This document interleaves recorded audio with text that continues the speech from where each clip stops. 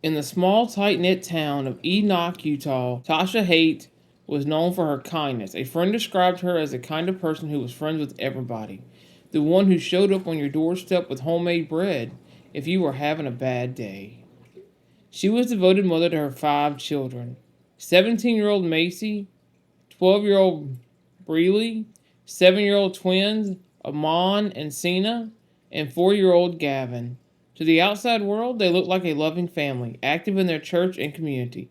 But behind the doors of their home on Albert Drive, a very different story was unfolding. It was a story of fear, control, and a desperate fight for freedom that would end in an unimaginable tragedy. Tasha Haight did everything she was supposed to. She told friends and family she was in danger. She went to the police. She filed for divorce. But the systems that were designed to protect her and her 5 children failed. This is a story of how a mother's pleas for help went unheard and the devastating consequences of that failure. For years, Tasha and her children lived under the suffocating control of her husband, Michael Haight.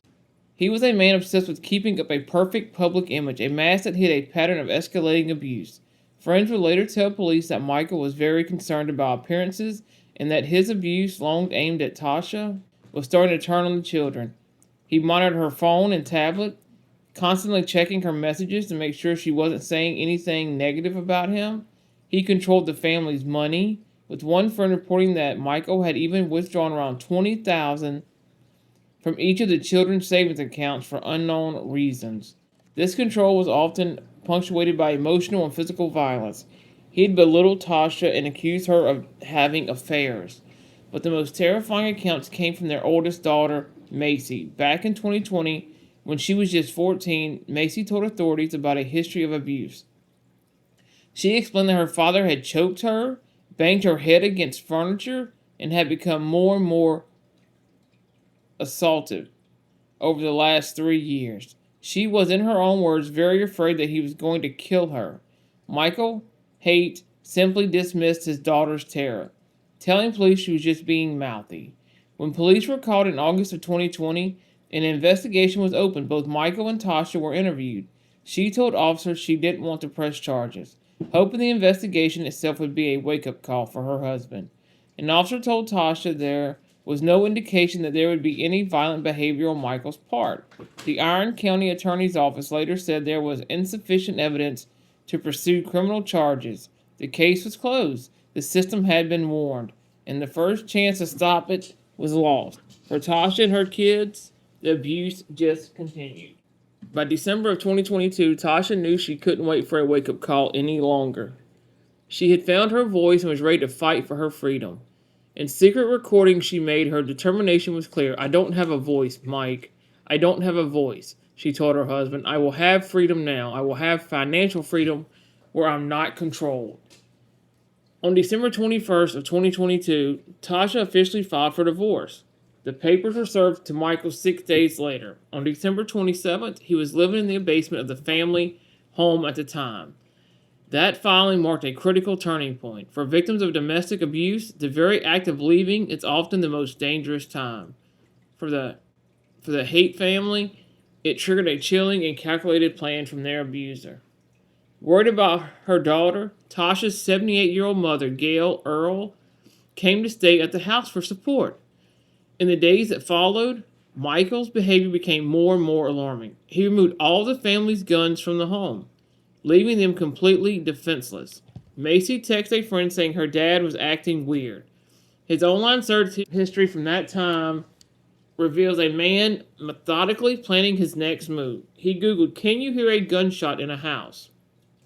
and researched the noise levels of different kinds of guns.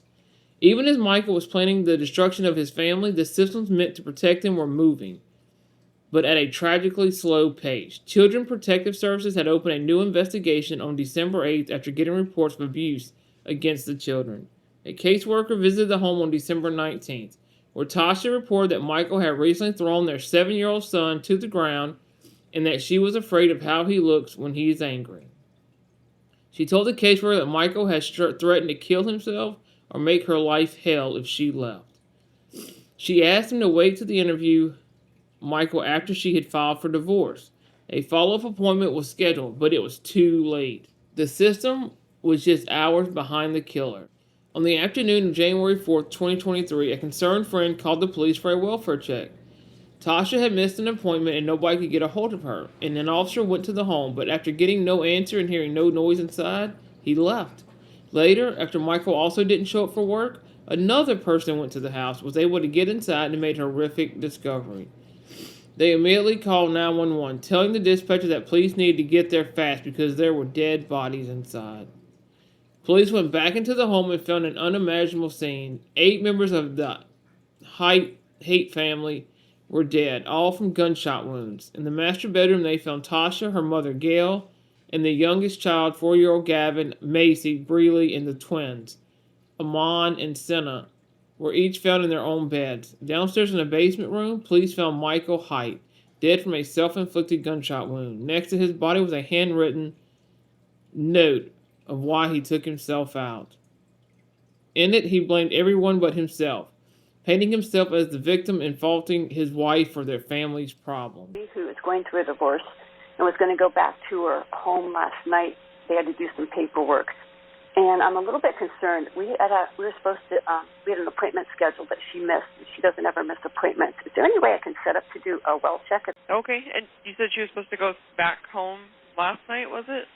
Yeah, she was away with her parents for like a week, I think, with the kids, and was going to go home last night as they had some divorce paperwork. But I know that she was a little bit concerned for her safety that way, and I just want to make sure she's okay. I can't get her by phone or email, and it's not like her to miss an appointment. It's only been an hour. It's not even, yeah, it's just been an hour. And so that can be an argument used against a parent that leaves. Okay, did her and her ex still live together? Yes, that was what the situation was. He was refusing to leave the home, and that's what the paperwork was. She was going to file paperwork to get him out. Can I give you a big hug? No? I'm trapped. How about pickles? Well, we can go to the mountains maybe tomorrow or the next day. You 3 go in together. Yes. Yeah. Okay, she said that to you specifically that she was concerned for her welfare about going home? Yeah, she had some concerns about that, and I had some concerns just from talking to her, too. I was encouraging her not to do that, but I'm not sure what she decided, but I know her plan was to go home. Okay, why is she concerned? He has had some violent tendencies in the past, and I believe CPS has been involved, and I actually believe she came and spoke to the police department a couple weeks ago to let her know divorce was upcoming, just because she didn't really trust him. Okay, and you said she missed an appointment today. Was that like an appointment for you guys to meet up together, or? Yeah, I'm actually out of state. Otherwise, I would probably check on her myself, but okay. We had a time we were going to meet. We were going to do a video chat. Okay. In here, do you know by chance, in the past, like, can you explain to me, like, how he was violent? Was it just? I know they had a well check with CPS down there. It was with one of the kids. He just has anger issues. I'm a little curious why you're so wanting me so aggressively to just move out of here too, and not let the system play out, and why you're feeling like you have to get some motion to remove me from here. Our kids have mentioned, especially our older 2, have mentioned that when you're here, it is more tense. I know that right now they're kind of taking your side. And do you know if there are any weapons involved? I've been talking about that. There are firearms in the house. I think they're locked up. I was actually encouraging her to get those out and turn them into you, because I knew in Utah you could do that. I used to practice. I know they had guns, but she thought they were safe, locked up, because I was trying to ask if he would have access to those. But I don't know what happened that way. I'm actually thinking he might still have access to those. But they are at least locked up in their house. But I think he has access to open the lock. I'm sorry, I don't mean to be confusing about that. Okay. And then they're safe from the kids getting to them. To help provide and trying to be a good husband for you. And I'm sorry I have fallen short in ways. You do need help. I hope you can get it. I want you to. Hon, I want it. I've told you. I deserve to be treated so much better. I cannot continue to tolerate the way you have treated me. I'm done. You have shut those down every time. So I don't have a voice, Mike. I don't have a voice. I will have freedom now. It's been 20 hours since we have heard from anyone.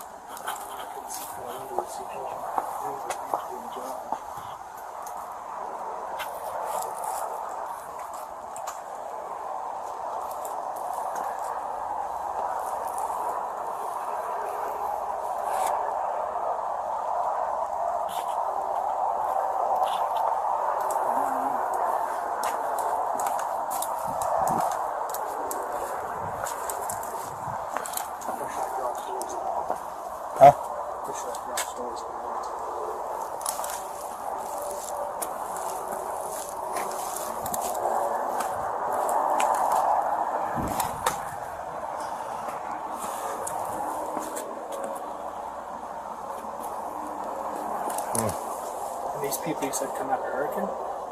Laverkin, maybe? Laverkin Hurricane? You can see if there's anybody else at that rock.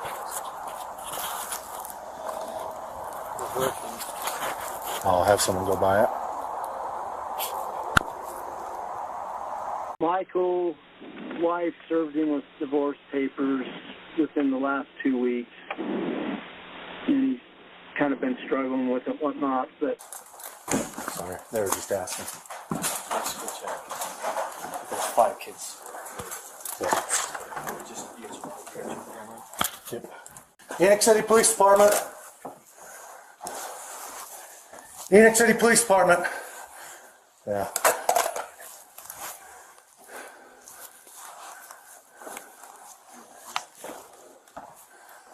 There's going to be other kids. I got you back. Cedar 673 prioritize this channel. I have 2 on the bed. I'm going to clear the home. Cedar 6. Go ahead, I got you. Enoch City Police Department. Anybody in the home, make yourself known. I'm going to clear this room.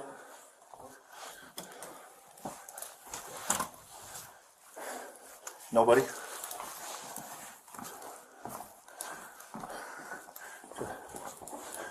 Enoch City Police Department. Anybody in the house? We got another one right here.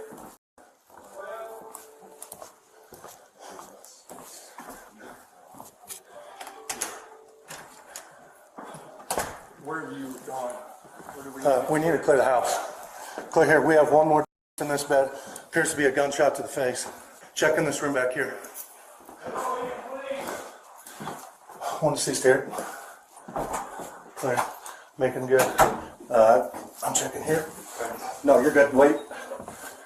Yeah. One more. Gunshot back ahead.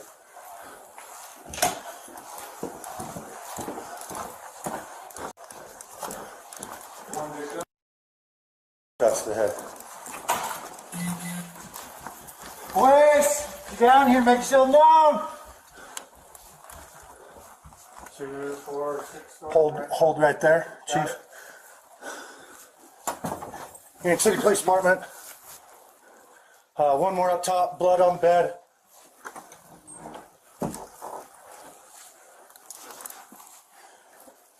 Bathroom here. Yeah, mess. One more down here. Bathroom's clear. Check in this room. Another gunshot. Or, sorry, I don't know that, but appears to be. One more.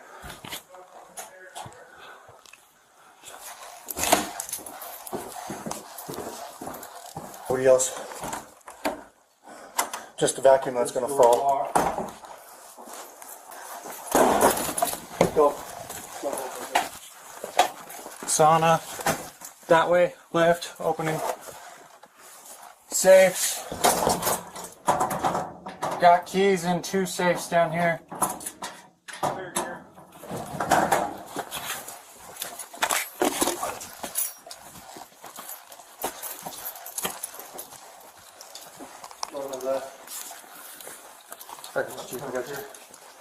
Assuming this is outside. That's got another dead body. This is Michael here. Put it in one door, Chief. Hold on. The massacre of the Haight family wasn't a sudden random act of violence. It was a horrific final chapter in a long story of domestic abuse, a story that was known to law enforcement, child protective services, and the community. This was a catastrophic failure on multiple levels. The 2020 police investigation into Michael's abuse of Macy was closed without any charges. Despite his own daughter terrifying account of being choked and fearing for her life, a lethality assessment, a tool specifically designed to figure out how much danger a victim is in, either wasn't used or wasn't used correctly. An officer actually reassured Tausha that her husband wasn't a violent risk, a judgment that was proved to be fatally wrong. The child welfare system also knew about the danger. A new investigation was active in the weeks leading up to the murders. But delays and a failure to see the immediate threat meant that help came too late. The caseworker's follow-up was scheduled for the day after the family was killed. Utah became a flashpoint, shining a bright light on deadly gaps in the state's response to domestic violence. In the year that followed, this case was cited as a major reason for new laws. A bill, SB 117, was passed that required all police in Utah to use a standard lethality assessment, the exact kind of tool that might have saved Tausha and her children. The state also put money into the victim services, which saw a 50 to 80% jump in people asking for help in the months after the new program started. The story of Tausha Haight and her children is a heartbreaking reminder that for too many people, home is the most dangerous place, and leaving an abuser is the most dangerous time. Tausha's fight for freedom exposed the deep cracks in the system that are supposed to protect victims. Her legacy and the legacy of her mother and 5 beautiful children is now tied to the reforms they inspired. If you or someone you know has experienced domestic violence, please know that you are not alone and help is available. You can contact the National Domestic Violence Hotline at 1-800-799-7233 or visit their website at thehotline.org. Recognizing the signs of coercive control like isolation, financial control, and surveillance is the first step. Supporting local domestic violence shelters and pushing for stronger protective measures can help prevent another tragedy like this one from ever happening again. Tausha Haight did everything she could to save her family. Now it's up to us to honor her memory by demanding a system that listens, believes, and acts before it's too late. It's up to us to protect the next Tausha, the next Macy, Breeley, Amon, Sina, and Gab.